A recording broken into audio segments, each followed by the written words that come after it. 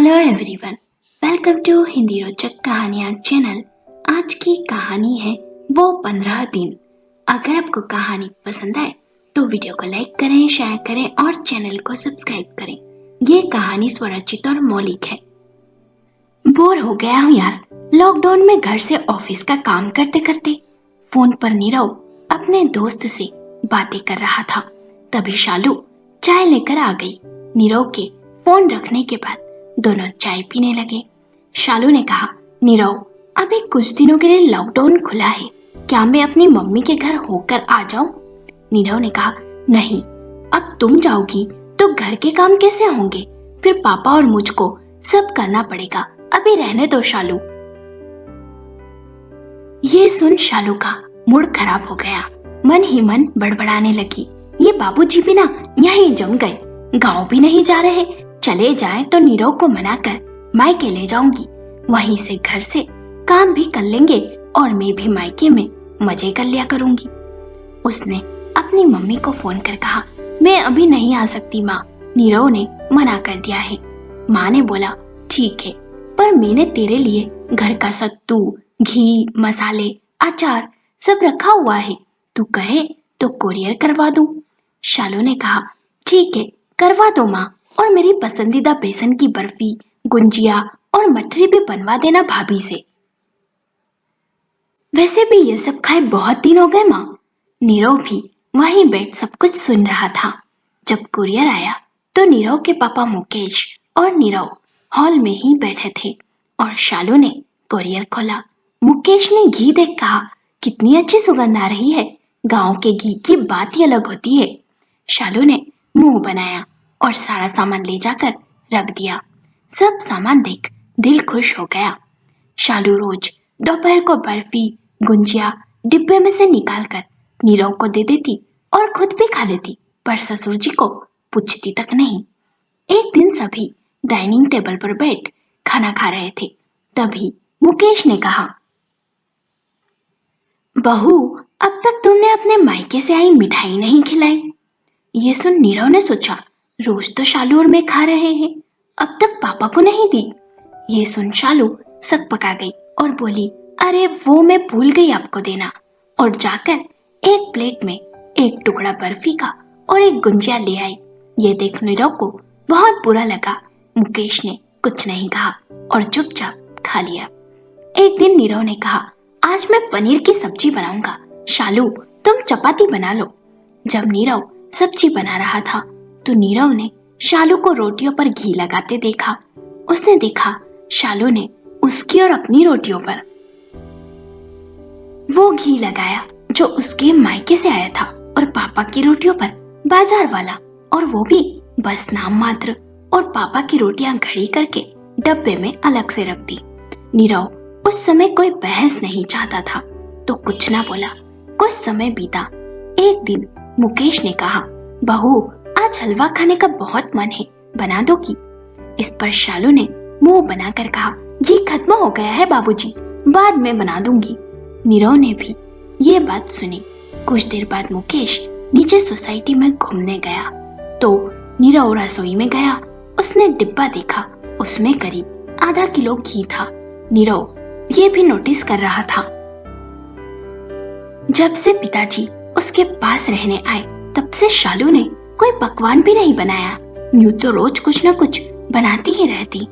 अब नीरव के सब्र का बांध टूट गया और उसने शालू से कहा, शालू, तुम ऐसा क्यों कर रही हो?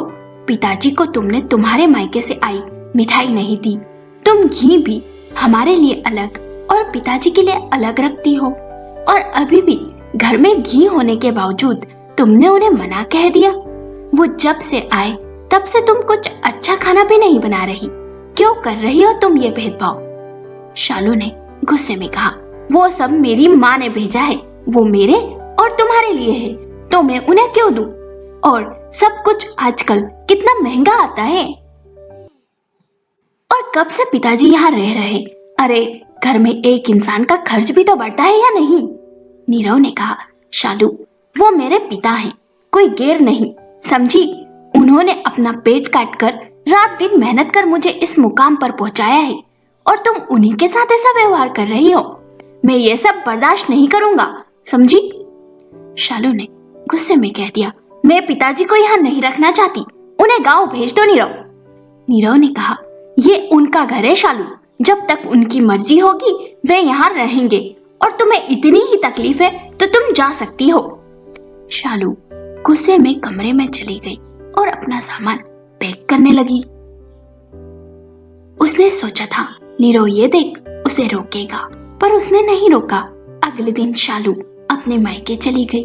मायके जाकर माँ को रो रो कर सब बातें बताने लगी। माँ ने भी शालू के माथे हाथ फेर कहा, रहने दे दोनों बाप बेटों को अकेले, जब उन्हें घर के काम करना पड़ेंगे ना तो अकेले ठिकाने आ जाएगी उनकी। कुछ दिन बाद एक दिन शालू ने अपनी भाभी निधि को अपने कमरे में मिठाई के डब्बे से मिठाई खाते देखा।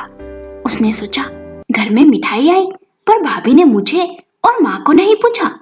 एक दिन शालू छत पर से कपड़े लाई और घड़ी कर भाभी की अलमारी में रखने गई। जब उसने अलमारी खोली तो देखा अलमारी में खाने का बहुत सारा सामान है, जैसे ड्राई फ्रूट्स, नमकीन, मिठाई।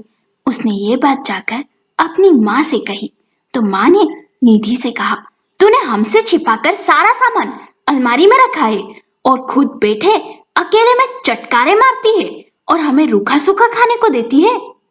निधि ने कहा, मैं अपनी पति की कमाई का खाती हूँ, आपको क्यों दूं? माँ ने कहा, क्यों? तेरा पति मेरा भी बेटा है और उसकी कमाई पर मेरा भी अधिकार है। मैं तुझे अच्छी समझती थी, पर तू तो बेकार निकली। निधि ने गुस्से में कहा, माँ जब बेटी करे तो अच्छी और वही बहू करे तो वो बुरी। वाह माँ, मुझसे बहस करती है, आने दे मानव को, मैं उससे बात करती हूँ। शाम को जब मानव आया तो माँ उसे सारी बात बताने लगी। मानव कहता है, माँ मैं निधि से बात करता हूँ अभी। मानव कमरे में गया और कुछ देर बाद कमरे में से जोर जोर से लड़ने की आवाजें आने लगी। फिर निधि गुस्से में बैग ले कमरे से निकली और मानव भी पीछे पीछे आया उसके और कहा, घर छोड़कर मत जाओ निधि, मैं कल ही माँ को वृद्धाश्रम भेज दूंगा और शालू भी अपना कोई ठिकाना ढूंढ लेगी। ये सुन माँ कहती है, ये क्या कह रहा है मानव तू? मैं घर छोड़ क्यों जाऊं? ये मेरा घर है। मानव कहता है, ये घर मैंने बनवाया है माँ, इस पर आपका हक कैसे हुआ? आप अपना सामान बांध लेना, कल आपको किसी अच्छे वृद्धाश्रम छोड़ आऊंगा और शालू तुम अपना कोई ठिकाना ढूंढ लेना। ये कहकर मानव और निधि कमरे में चले जाते हैं। शालू और माँ दोनों एक दूसरे का चेहरा देखने लगती है। माँ शालू से कहती है, बेटी तू ऐसा कर, नीरव के पास चली जा, मैं वृद्धाश्रम चली जाऊंगी।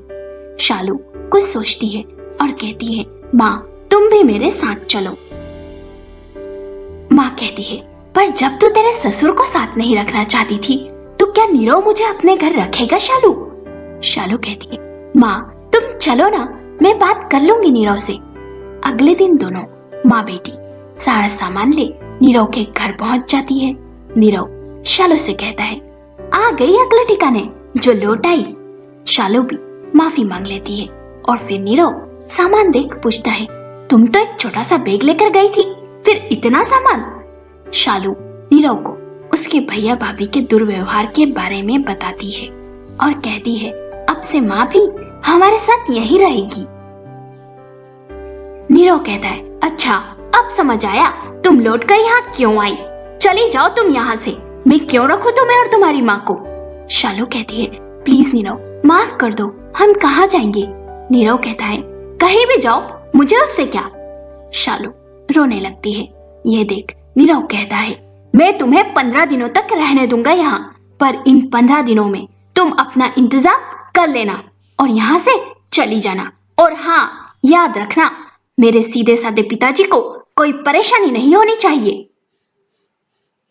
शालू और उसकी माँ के एक एक दिन चिंता और उदासी से कटने लगे कि 15 दिनों के बाद कहाँ जाएंगे। माँ ने कहा कि अपने पास तो पैसे भी नहीं है, क्या करेंगे बेटी। इस बीच उन दोनों ने कई बार मानव को फोन भी लगाया, पर मानव ने फोन नहीं उठाया। धीरे धीरे 15 दिन बीत गए, पर दोनों के रहने का कोई इंतजाम नहीं हुआ। 15 दिन खत्म होते ही अगले दिन नीरव सुबह नाश्ता कर रहा था और उसके पिताजी मुकेश कहीं बाहर गए हुए थे। तब नीरव ने शालू से कहा, आज आखिरी दिन है, शाम तक अपना सामान बांध यहाँ से चली जाना शालू। शालू कहती है, प्लीज नीरव, हम कहाँ जाएंगे, हमें यहाँ रहने दो ना। नीरव कहता है, कहीं भी जाओ। शालू नीरव के पैर पकड़ कहती है, मुझे माफ कर दो, मुझे अपनी गलती समझ आ गई है। तब नीरव ने कहा, जब अपने पर बीतती है तभी अक्ल आती है शालू। तुम तो मेरे पिताजी को घर से बेघर कर रही थी ना। क्यों मम्मी जी, सही कहा ना मैंने। आपने भी शालू को नहीं समझाया और उसे वापस भी नहीं भेजा, उल्टा अपने पास ही रख लिया। ये सुन माँ और शालू की नजरें शर्म से झुक गई।